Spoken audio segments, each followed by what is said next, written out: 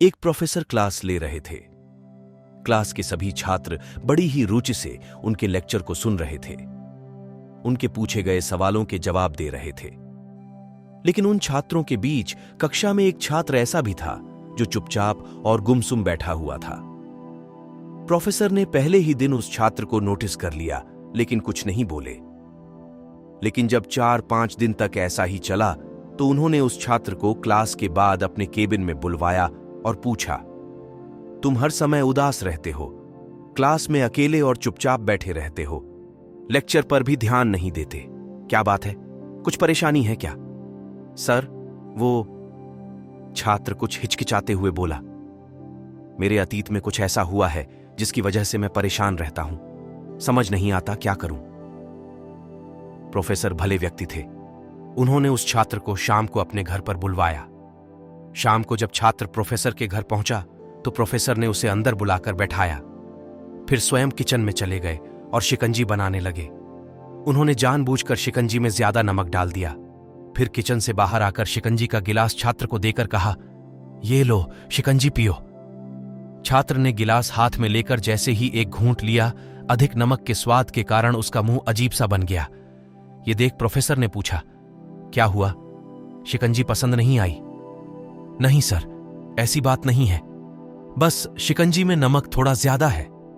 छात्र बोला, अरे अब तो ये बेकार हो गया, लाओ गिलास मुझे दो, मैं इसे फेंक देता हूं।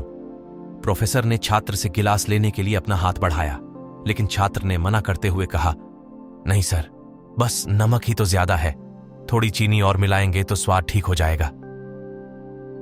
यह बात सुन प्रोफेसर गंभीर हो गए और बोले, सही कहा तुमने, अब इसे समझ भी जाओ, ये शिकंजी तुम्हारी जिंदगी है, इसमें घुला अधिक नमक तुम्हारे अतीत के बुरे अनुभव हैं।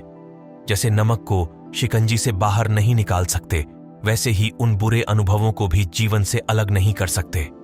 वे बुरे अनुभव भी जीवन का हिस्सा ही हैं, लेकिन जिस तरह हम चीनी घोलकर शिकंजी का स्वाद बदल सकते हैं, वैसे ही बुरे अनुभवों को भूलने के लिए जीवन में मिठास तो घोलनी पड़ेगी ना।